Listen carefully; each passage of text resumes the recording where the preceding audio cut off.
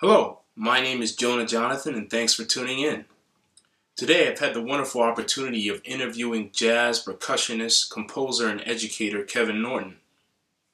Kevin Norton has worked with the who's who in jazz and experimental music, including Milt Hinton, Anthony Braxton, John Zorn, Joel Leandra, and Fred Frith. In addition to playing the drums, Kevin Norton is an accomplished composer and educator, and he has taught music at many universities and taught master classes all around the world, including William Patterson University, where he was my own jazz ear training teacher. A really great teacher and really cares about his students. He's also just a really prolific composer. I mean, he's created works for all types of music: jazz, new and experimental music, classical works. So he's really a great artist. And he's also created his own record label with which he has 13 recordings called Barking Hoop. So during this interview we talk about Kevin Norton's early life. His father was a worker for Columbia Records, and therefore he was able to get his hands on many great recordings. And he also got a chance to work with his peer and friend Kenny Washington, who turned him on to some great music. And then we talk about his life. He went to Hunter's College, and he also was able to go to Manhattan School of Music for his master's. And he really was able to get his hands dirty, so to speak, in many different genres of music.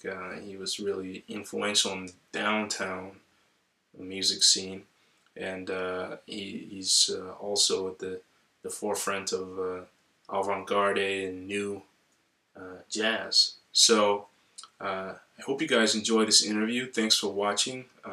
Please subscribe to this series if you haven't done so already, and stay tuned for future interviews. Okay, ladies and gentlemen, today I have the wonderful opportunity to interview the world-renowned percussionist, composer, and educator Kevin Norton. So, Kevin, for people who are not familiar with your background, could you tell us about how you initially got involved in music and your family roots? I understand you were born in Brooklyn. Yeah, I was born in Brooklyn, and the family moved out to Staten Island when I was about 5 or 6, and I would guess that's, I don't know, like around 1961 or something like that. And my dad worked for Columbia Records. I think through the late 1950s until his death in 1987. And I was exposed to a lot of different music that way. A lot of jazz, as you know, being a historian, that Miles Davis was on Columbia Records, 50s and 60s. Monk, Ornette Coleman. So even just between those three artists, there's like a huge span, stylistic span. But then there was also classical music, avant-garde classical music like Harry Partch. I just remember a Harry Partch record coming in and seeing all these instruments that he made, and it was like, wow, what a beautiful world I live in. You have all these people doing all these different things. Yeah, it's incredible to be able to have access to that kind of music. I was lucky in that regard, and I was around some people that sort of understood that. One guy that I started to know was Kenny Washington. He lived in Staten Island too. He played violin in this orchestra that I played timpani in. And we started talking about, because I had to bring my drum set there for something, for like a chorus piece or something like that. And he said, "You sound like you listen to Elvin Jones." And so we started a conversation about jazz, and I mean, this is kind of obvious in retrospect that he was a big record collector and stuff, but I didn't know him at the time. So we started going over to each other's houses, and whereas I might have been into, like even at that age, I was into Anthony Braxton's music. But he was more into hard bop, and he was, well, where are all your Lee Morgan records? Where are all your Hank Mobley records and stuff? And I was like, I know those names, but I don't really know that much about their music. So I learned a lot from him by us going over to each other's houses and playing records. That's great to have that kind of peer exchange and to be able to discover music through your friends. Nowadays, it seems like we almost have too much and too many choices as far as music. Yeah, well, that's interesting. I mean, I guess we'll see how that works out. But yeah, there's so much on the internet. It's strange. I'm not sure how that's working out because, I think when I mention certain artists' names to students, and they don't know their music, and I think, well, you can maybe look it up on the internet, and I mean, we'll just have to see how that works out. But yeah, it's both a blessing and a curse. Maybe, yeah. Yeah, but okay, so who would you consider was your first teacher? Well, I had a neighborhood teacher, and he taught me the basics, like how to hold the sticks, how to read quarter notes and eighth notes, and he was a jazz head, so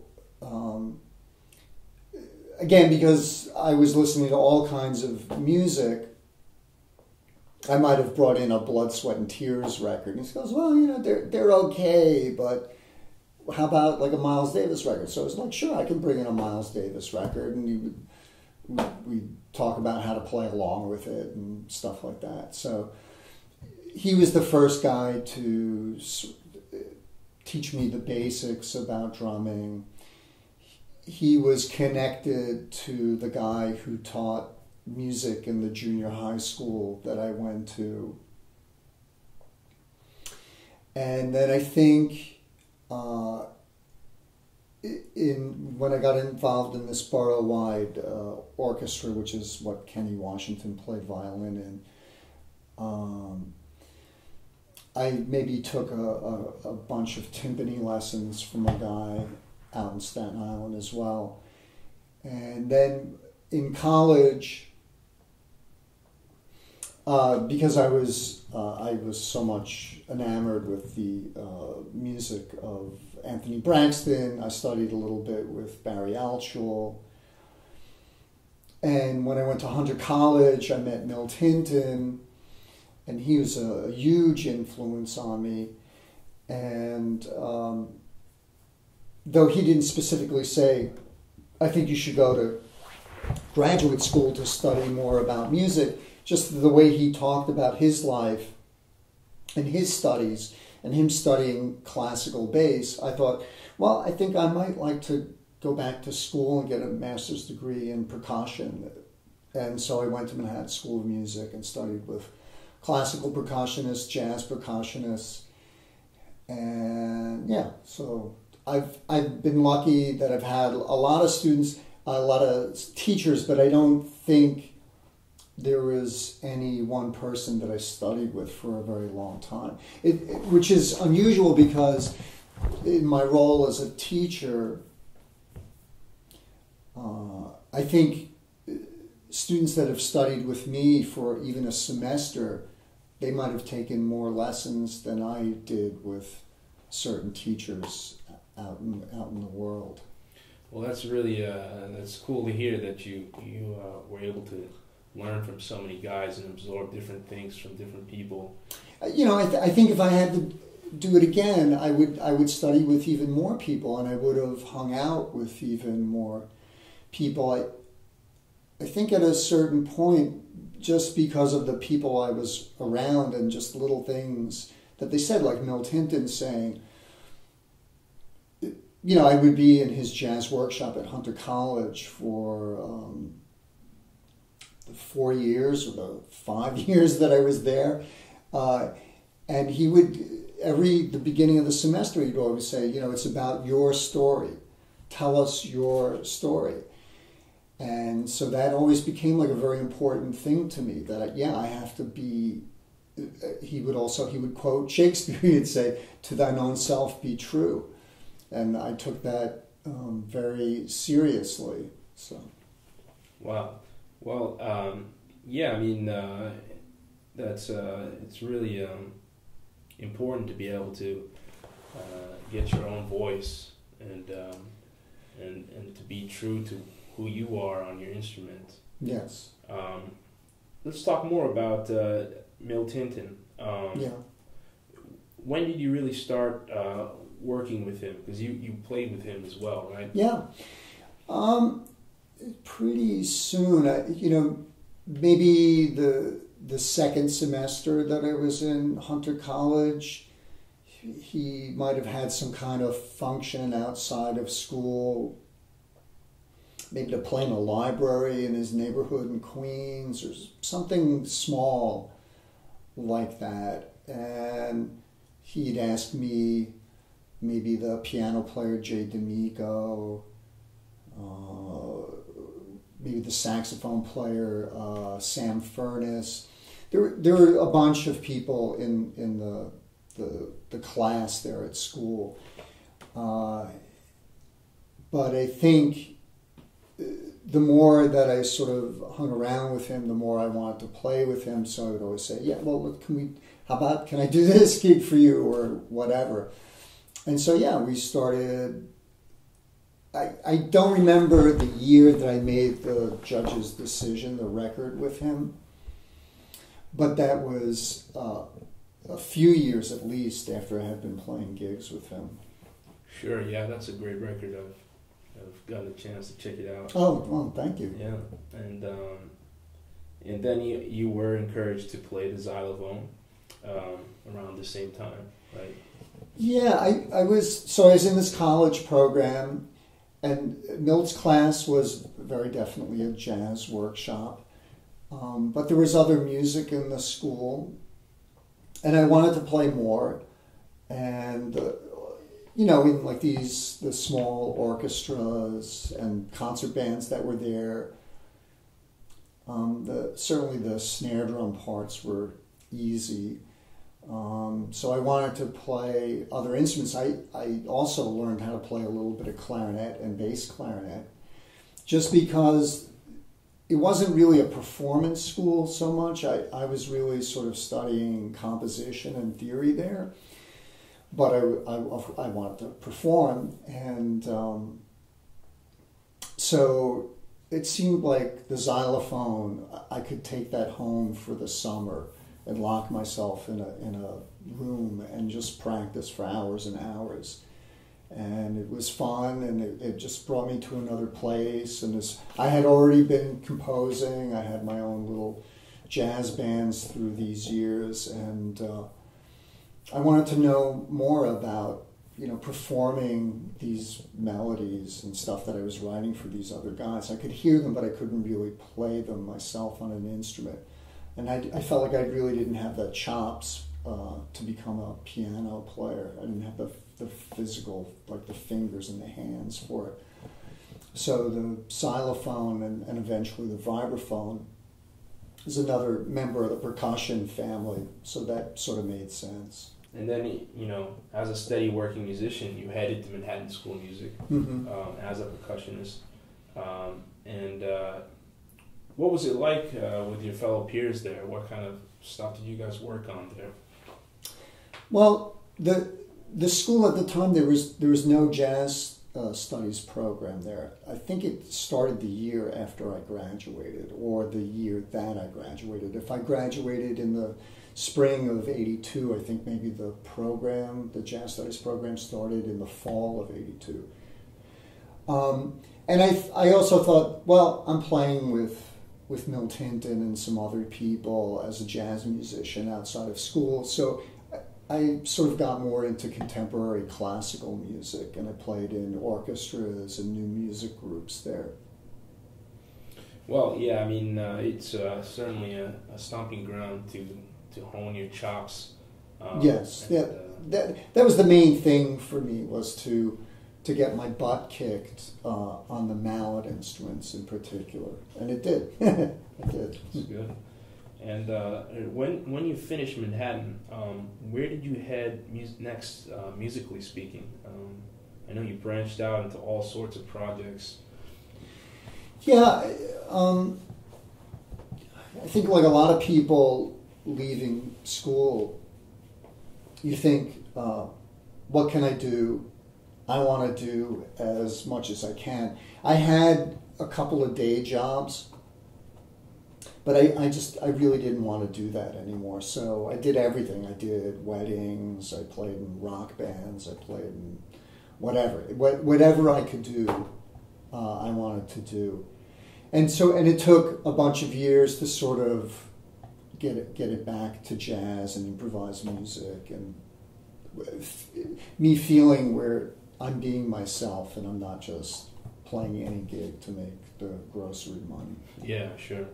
Well, you kind of were exposed to an interesting scene in New York at this time, the downtown scene. So the so-called downtown scene. And could you tell us a little bit about some of these places you played at? And yeah, I mean, I guess that could all wind up. You know, I just thought about this for a second. That could probably wind up being a whole book. And in fact, recently I came across a book about this guy that I had we worked with a tiny bit. His name was Arthur Russell, and the book is, I think, the life of Arthur Russell in the downtown scene. I think the main thing about what became known as the downtown scene in New York, and I guess it's downtown as opposed to uptown, mostly thinking about it because these names, they're put on it by critics, writers, or something like that. So the musicians themselves don't come up with these terms, but in relationship to maybe uptown as far as classical music. And I think a lot of the downtown people were about, maybe in the beginning, fusing classical music with elements of jazz, with elements of punk rock, all different kinds of so-called ethnic musics, later called world musics. I think it's, especially in the beginning, it was just it was a brand new kind of thing. Everybody's experimenting with different kinds of music, different kinds of forms, different kinds of experiences, not just about listening to concerts, maybe having some kind of visual element to the music or theatrical element to the music. The clubs mostly on the Lower East Side at that time, I remember a place called the Chandelier Club, ABC No Rio, like a bunch of these places. They were just almost like abandoned buildings that somebody said, I'm going to turn this into a venue, and it might only be a venue on Friday night or Saturday night or something like that. But it was very exciting time in New York City, I think, at that time. Yeah, I mean it seems to be almost on the tail end of the jazz loft scene, right? Yes, that's absolutely true, and that's an important thing to think about. That I think that it does come from that. So maybe the lofts that Studio Rivby had some of the other lofts at the time, I think. Well, those spaces were gone, so then, maybe the punk rockers or the experimental musicians, they found these other places Yeah. to put on these concerts and stuff. The Chandelier Club is another one that comes. Darinka is another one. Amika Bunker comes to mind. Could you describe some of these places, the insides, how they look like? You know, kind of the. Like, yeah, I mean, sometimes they were basements. I remember this one place. It was a basement. I don't remember which one of them it was, but you know, there was a building above the foundation and the basement, but there was no floor, so they were like the beams above the basement and what would have been like the first floor or something. There was nothing there. Wow. So it was wow. It was like, could this place collapse or something? Yeah. But it was very cool. I mean, that must have been part of the music, even like the venue part of the music. Yeah. And who were some of your mentors in these spots? Do you have any people you remember looking up to? Well, yeah, I do. Okay, so there was this place, a bar. I think it was on 49th Street, Tin Pan Alley. That was a great place. I'm trying to remember the lady who ran it. I think her last name was Smith. But yeah, I heard a lot of really great musicians there. And one of the people that I heard play there was Fred Frith. And I went up to him after the concert and I was like, wow, that was really beautiful. That was incredible. Wow. I just started talking to him and he said, who are you? And I mentioned my name and he goes, don't you play in that band called Zozobra? And I said, yeah. And he said, I really like that band. And you play vibes as well as drums. I'm going to maybe be doing this project where I'm playing music that I've done over the years.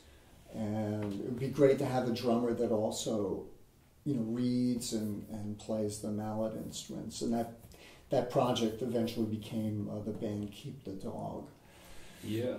And so that's one guy, but other musicians that I ran into at the time. I mean, there's just so many of them. But Ikwe Mori, John Zorn, George Cartwright, and the band Curlew, all the guys that were and gals that were in that band, Ann Rupel, the bass player, Davey Williams, the guitar player. I also remember hearing there was this venue, PS 122, and I heard Fred Ho's band there that my college buddy Sam Furness played in. So and it was great, sort of really great to hear Sam playing in a venue that I had played with, something that was more like a experimental rock band or something like that. It's cool. I mean, I mean, you mentioned Fred Firth. I actually saw a clip, of you guys playing in that band in the documentary "Step Across the Border," which is pretty cool. It was on YouTube, and you work with some other musicians in that band, such as Renee Lucier, Gene Jerome, Zini Parkins, and Bob Ostertag. Yeah, Zena Parkins. Zena Parkins. Mm-hmm. Yeah. And so, do you have any memorable memories aside from your first meeting him, or things that you took away that you'd like to share with us from that band?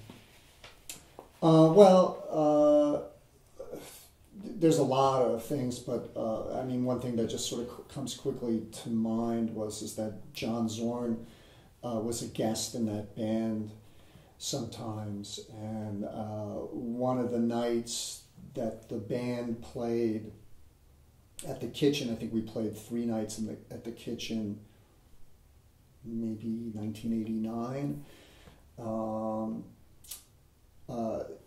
Each night, I think he had a guest artist that might have played with the band, but also they did a duet with Fred as the opening set.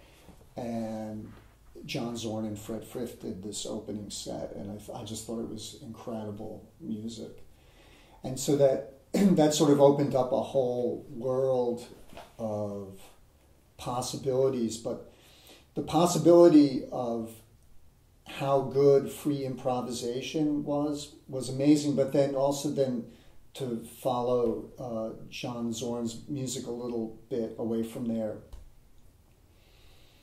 The Big Gun Down, like when that record came out, it was like, wow, you know, that's the skill and just sort of the imagination was incredible. You know, so it must have been amazing to be there at that time, you know, when a new kind of genre, so to speak, of music is being created, and to be part of that. Later, through that, I mean, I'm sure another person I wanted to ask you about was your work with the great genius Anthony Braxton. And how did that come about? And how was it for you working with him? Well, I think how that came about is that through my interest in being sort of like on one foot a classical percussionist and on one foot a jazz percussionist, I was doing solo concerts not very many, but a few solo drum set concerts. Of course, this is something that Max Roach had done, and I had been very much influenced by Max Roach's playing and his whole thing as a composer and a polemic. And I think I asked somebody else to write me a solo drum set piece, and somebody said, well, why don't you ask Anthony Braxton? I was like, oh yeah, Anthony Braxton. I've loved his music since I was a teenager. Yeah, that totally makes sense. So somehow I got, I think maybe his postal address at Wesleyan University, and I sent him some recordings, and I said, here's some recordings of my playing. I love your music. I would love it if you wrote me a solo drum set piece. I'm playing pieces by so-and-so and so-and-so. Would you like to add, you know, a piece to this repertoire? And I didn't hear back from him for a while. And somebody said, well, why don't you call him? So I got his phone number, and I called him up, and he said, oh, you know, I listened to your music and I really liked it, and I'm really looking for the opportunity to play music with you. And he said, actually, it's really good that you call me now, because I'm about to start this sort of larger ensemble, and I'm wondering if you would like to be one of the percussionists in it. And I said, yeah, absolutely. And I think when I went to this rehearsal, I think I might have been the only percussionist, but it was very much like an orchestra or a chamber orchestra. There were violins, cellos, oboes, whatever. And it was very, you know, written out like orchestra music. But then there would be sections where there was improvisation. And I remember after one rehearsal, him saying, wow, he goes, I really love your playing. I can't wait for us to play in a smaller group together. And that's sort of how it progressed from there. Sounds like a dream come true, you know. It was a dream come true. Yeah, wow. So, what kind of stuff did you guys discuss? I mean, was there things that you guys talked about besides music, or was it strictly music, or was there things that? Yes, I do remember talking about all sorts of different things with Anthony, but I think, you know, kind of like related to your previous questions. So I would come to a rehearsal with my vibraphone and my drum set, and he'd give me a piece of music. I said, would you like me to try to play this on the mallet instruments, or would you like me to play this on the drums? What do you think? He says, I trust your ears, sir. You know, you play it where you want to play it. So it was great. I mean, because that gave me full reign to work on stuff and to really think about how to orchestrate this brand new music. I think what that eventually led to was the first Ghost Trance recording it was either July or August of 1995. And that felt really great because those were brand new compositions and it was for a quartet. And so I felt this is brand new music. And so I'm the first percussionist to play what became known as Ghost Trance music. And there's no precedent to that. So I couldn't go listen to Barry Altschul play Ghost Trance music because it didn't exist. Yeah. And so we played that music together for many years, and then we also played standards together. We had a standards quartet together, and we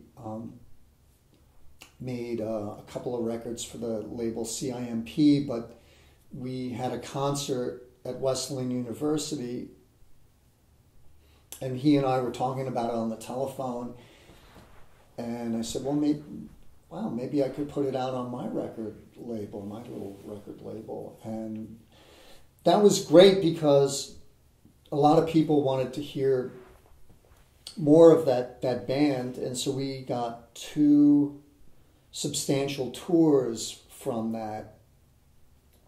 And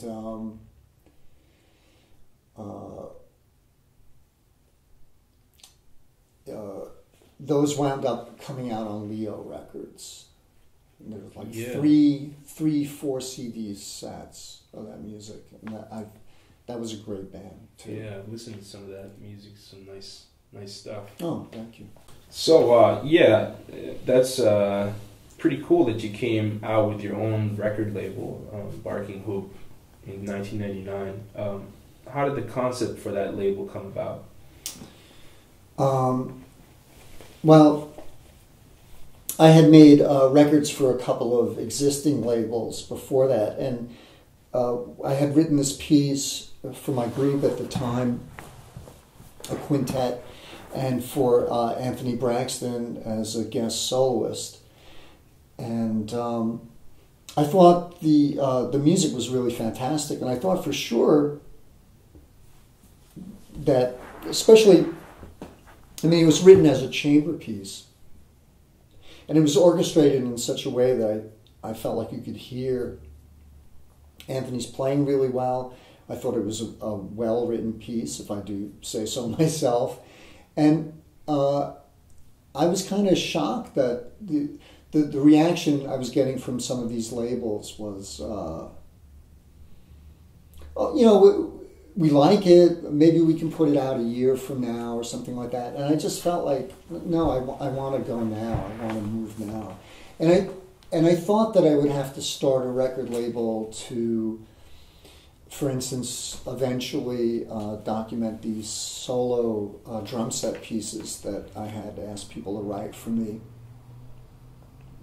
But because of the reactions I was getting from the other record labels, I said, well, I think I'll start a record label now to put this piece out, this composition out. And I was really happy I did, because when I started, because I had toured a lot and had been all over the world, I would contact these people that I had met in Europe, writers, collectors, whatever, and say, hey, I put out this CD, and they would ask for it, and then other people that they knew would ask about it, and it caused quite a stir. And I felt really good about it, because I felt like now I can really, like, I don't have to make any sort of compromises. I want to have the quality of the record and the packaging as good as it can be, but most of all, it's about like not altering the composition work or the performance work. I knew that I felt that piece was very, very strong, and I was not interested in altering it or redoing it in any way. So yeah, that's how that started. Wow, that's great. And I think also it allowed me to put out a couple of records that otherwise I also don't know what would have happened with, and music by other artists. And again, I had mentioned this before, the Anthony Braxton record. I felt that the recordings that I had made previous to that didn't show a certain side of my playing as a drummer. And the Braxton record, the quartet record that we made at Wesleyan University, I loved that record. I mean, I felt like that was a record that it should have been almost like a follow-up to the Milt Hinton record, which I had made, I don't know, 10 years before, or many, many years before. That, not that I don't like Knots on Music and Arts or Integrated Variables on the CIMP label. I think those are great records. But a certain side of my playing really comes through very clearly on that particular standards record at Wesleyan University. And I'm very happy about that. Let's talk about, as a bassist, I especially dig the stuff that you recorded with Joelle Leandro. What was it like working with her? Well, I think how I'd heard her name, I'd heard a little bit of her music, but when I was in France, I thought, well, this is the land of Joelle Leandro. I'm going to walk down the street and meet her or something like that. I was very interested in her music from what I had heard, and I went into this record shop and they said, I want to buy a CD by Joelle Leandro. And the one that I bought, what I didn't realize was fairly old at the time. It was reissued on CD as Urban Bass. But I totally loved it. And it was very different. It wasn't really so much jazz, but it also wasn't like total, like, I don't know how to describe it. It wasn't like really like abrasive, noisy, avant-garde. It really sort of hit me in the gut, which is how I feel about music. I really want to feel music. I don't want to like think about it all the time. It's not as if I'm some kind of anti-intellectual or anything like that, but I really want to feel it in my gut, and that record really hit me. And so I felt like I really want to play with Joelle, and so I got in contact with her, and I just said, can we play music together sometime? Can we make a record? And we sort of arranged that, and that's how Ocean of Earth on Barking Hoop came out. And then after that, we played a duo gig at the Stone that came out on Leo, and we played in Ulrichsburg in 2009 together, and that came out as a double CD because we played two different sets. A piece of hers that I think is an extraordinary composition, Can You Hear Me? And then a trio with John Tilbury, which is also like one of my favorite recordings that I've worked with. And it's a very interesting recording because Joelle and John Tilbury both worked a lot with Morton Feldman, the composer. Yet the trio that we do is totally improvised, but in a way you can hear this sort of Morton Feldman influence to this trio. It's just, it's very beautiful. Again, I feel, I mean, maybe somebody listening to it would think that it's intellectual or abstract, but I think it's very beautiful. It's very heartfelt. Yeah, I mean, some real great stuff, and I really enjoyed listening to what music I heard. Thank you. And as a composer and arranger, can you tell us a little bit about your thought process behind writing and creating music? Well, I guess being a composer and being an improviser, a jazz improviser, a new music improviser, that I'm going to approach it differently than, say, somebody who, I don't know, comes from more of an academic background, and I don't want it to sound weird, because I do respect those other traditions, but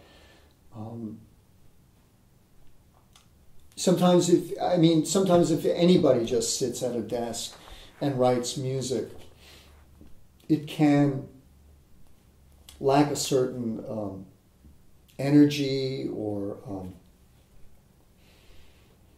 connection to the actual sounds and the actual how we make music by interacting with other musicians as improvisers.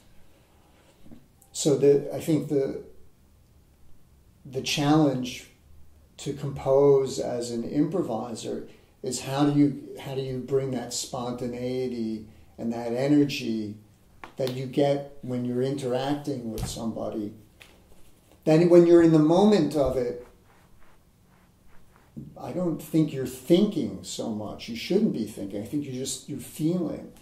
And how do you get that onto a page of music that then other people can perform that music? For aspiring drummers and percussionists and mallet players, what kind of advice do you have for them about music and getting involved? Well, I think you want to strike a balance between knowing or what's the word? Not copying, but let's just use that word for a second, because I can't think of a better word at the moment. You want to strike a balance between learning somebody else's music and style and techniques and concepts and having your own voice and developing your own voice. I don't think you can bypass learning other people's music, but I also think you can go too far with learning other people's music. I don't, there's, again, going back to Milt Hinton, he would say things like in the jazz workshop at Hunter College, he would say, you couldn't be Bird if you wanted to be Bird. It's about your story. Let's hear your story. And so there's a balance to be struck, because you can't be somebody who says, my story is, I don't know anything. I don't know major scales or arpeggios or whatever. I mean, I don't know that's going to work either.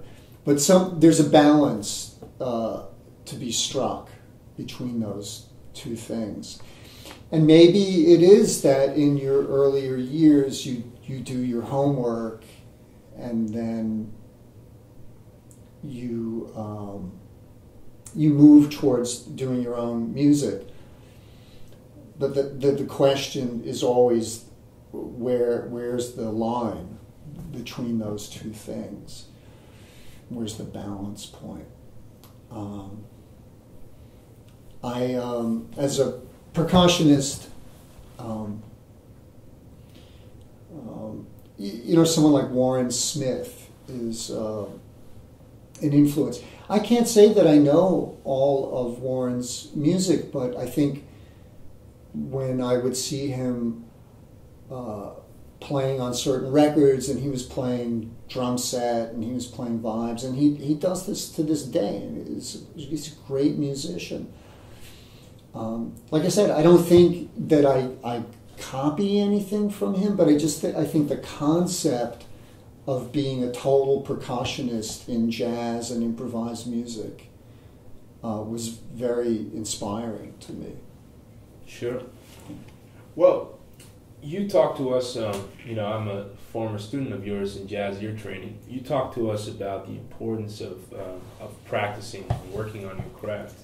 Could you tell us your thoughts on how do you practice? What is practicing?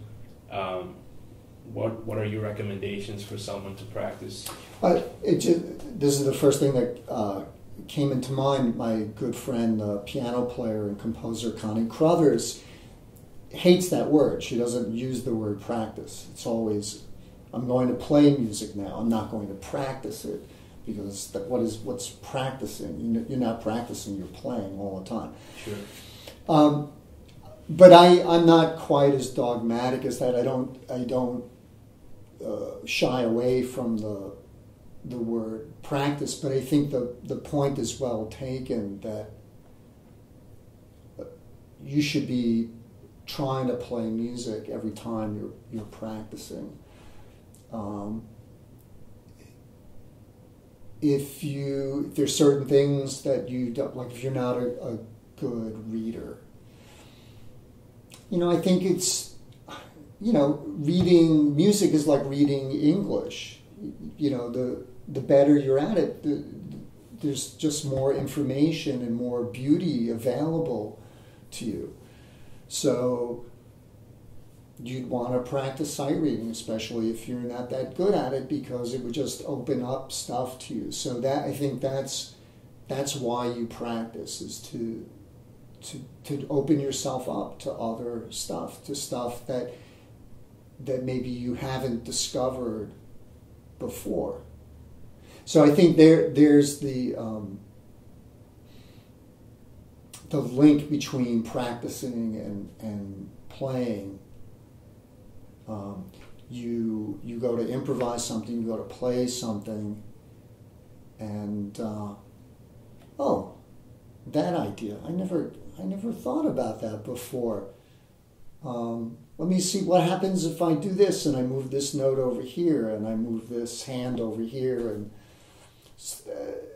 there's a connection between playing and practice that I think people have to keep in mind. It's maybe not the worst thing in the world that you could do to, practice a single stroke roll to get it as fast as possible, but that's not music. You're not going to go and play a concert where that's the only thing that you do. So you wouldn't want to do that too often. There might be a piece of music where you think, okay, well this, or you're improvising and you think, well, I'd like to practice that more because I'm not so good at that. Sure. But I think that's important, that your practice is not always coming from outside of you. You saying you must practice this scale, or you must practice this beat or something like that. That it comes from you and your musical experiences and your musical relationships with the musicians that you play with. Well, let's talk about your time as an educator, because that kind of segments nicely. You've been at William Patterson University for many years, and and I love it. Yeah, you've been involved with many colleges, and you've attended both Hunter and Manhattan School of Music. What do you feel has changed about college music programs from when you were in school as opposed to now? Yeah, I don't think I'd be very good at comparing programs, because, as I mentioned before, when I went to school, it was great that I met Milt Hinton at the Hunter College Jazz Workshop, but there really wasn't like a jazz studies program there at the time. And Manhattan School of Music, the same thing. There really wasn't like a developed jazz studies program there at the time. What I've seen at William Patterson University and how I've seen it develop over the years is it's very positive, like the camaraderie between the students, as you know very well. You know, you've stayed in touch with people that you've gone to school with over I don't know how many years, but I would think that you're going to stay in touch with them probably for the rest of your life. Yeah. Because the students that go there love music, and that program has sort of fostered that, and there's enough different perspectives in the faculty, and it's, you know, I gotta say, you know, it's all sort of held together by Dr. David Dempsey, and I think he's done a really great job of encouraging everybody and encouraging the faculty members and the different kinds of people that come into the program. And so it feels more like a laboratory. You know, the Hunter College thing with Milt Hinton, that was called a jazz workshop, and that's what I think of as William Patterson is like a workshop or a laboratory, and that people are working on their music all the time, and there's a constant exchange of ideas and experiences. So it's very positive. Yeah. And for some of us younger musicians who are watching this interview, students of yours or people who are checking this out, what kind of advice can you give us, you know, about the path or the direction of our art? Well, you know, it's hard, you know, whether you go to school or not. If you go to school, and you get out of school, and maybe you've had some kind of financial investment in the whole thing, you sort of want to work after getting out of school. And you know, I think there was a time in my life where that was very important to me, that I was working all the time. But I think when you're young, that's the time to play as much as you can, practice as much as you can, write as much as you can. In other words, delve into the art as much as you can, and, you know, not worry so much about the commercial side of things. I mean, you know, you got to think that so many musicians that come before us have always, they've gotten into this situation, whether they wanted to or not, that they've run into financial hard times, but they kept, you know, they stuck to their guns. They stayed true to their vision.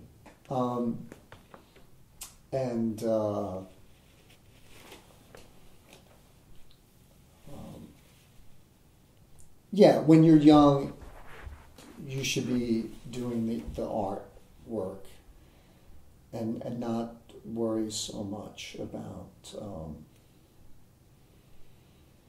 the financial stuff. I know probably if the students' parents are listening to this, they're going to want to strangle me. But I think if you stay true to your vision, you can make the financial stuff work somehow. And that's our job as artists, is to make the best art that we can, to make the best music that we can, to express ourselves as best we can. That's job number one, and then I think everything follows from there. So, where would you like to head with your own music? What direction are you heading, or what kind of music are you exploring right now in your own development? Well, I'm involved in a number of different projects, and I think a lot of my, sort of basic concepts or directives are still the same. I want to combine American jazz with European classical music or American classical music, and notated music with improvised music. I want to work in different notational systems that allow me to be flexible and to sort of communicate and play with the musicians that I want to play with. I have a group right now, it's called Breakfast of Champignon, and that's with myself on vibes and drums, and J.D. Parent on multiple woodwinds, clarinets, flutes, saxes, Esther No on violin, Angelica Sanchez on piano, Shanir Blumenkranz on bass. I feel like I haven't even scratched the surface with that band, though I've written a lot of music for it, and I think all the gigs that we've played are great. I want to keep figuring out ways to keep that band and that project going. I have other projects with JD. I've had projects like my work with Joel Leandra is very important to me. Connie Crothers is another musician. We haven't really recorded a lot, but we've played together a lot, and we love playing together. And so we've worked as a duo, as a trio with the clarinetist Bill Payne, with the bass player Ed Schuler, the drummer Roger Mancuso. There's a lot of great musicians out there that I want to play with. The work that I did with a lot of European musicians like Paul Dunmore and Paul Rogers, and it's incredible music. I wish that it had a little more, something behind it. It was more like a snowball rolling down a hill, becoming this huge snowball. But so I'd like to get together with those guys again. That's great. Well, Kevin, thanks so much for doing this interview. Well, thank you. Where can people check out your music? I guess they could go to YouTube, and they could find, if they put in Kevin Norton music, they'll find some of my chamber pieces, and they'll find some performances, and people seem to put up recordings that I'm on there. There's my website, which is just my name, kevinnorton.com. There's stuff all over the place. There's recordings you can get off the website. And call me up. I'll be happy to talk and talk to anybody. I love communicating with people. Okay, thank you. Thank you.